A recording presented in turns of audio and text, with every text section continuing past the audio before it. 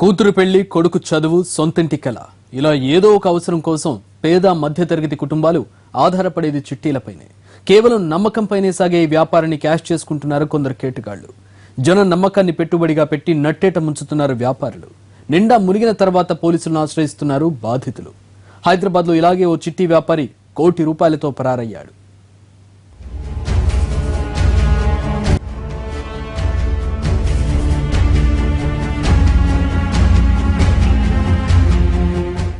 మారుమూల పల్లెల నుంచి పట్టణాల వరకు ఏ గల్లీలో చూసినా చిట్టీల వ్యాపారం సాగుతుంటుంది. చట్టబద్ధత లేకపోయినా కేవలం జన నమ్మకమే పెట్టుబడిగా సాగే వ్యాపారం ఇది. ముందు చిన్నగా చిట్టీల వ్యాపారం మొదలుపెట్టడం, టంచనగా డబ్బులు చెల్లించడం, జన నమ్మకాన్ని పొందటం, బాగా వసూలు చేసిన తర్వాత పత్తా లేకుండా పోవటం, ఇది మోసగాళ్ల ఫార్ములా. ఇప్పటి వరకు జరిగిన మోసాలన్నీ ఇలాంటివే. అలాంటి మోసమే హైదరాబాద్ లో బయటపడింది. ₹1 కోటి వసూలు చేసి ఓ చిట్టీ వ్యాపారి పత్తా లేకుండా పోయాడు. మైలార్ దేవులపల్లి లక్ష్మీగూడ హౌసింగ్ బోర్డులోని ఎంఐజీలో ఒడిశాకు చెందిన హేమంత్ 15 ఏళ్లుగా ఉంటున్నాడు.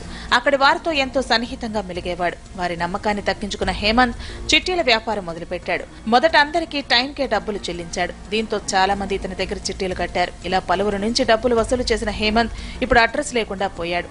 దీంతో బాధితులు మైలార్ దేవులపల్లి పోలీసులను ఆశ్రయించారు.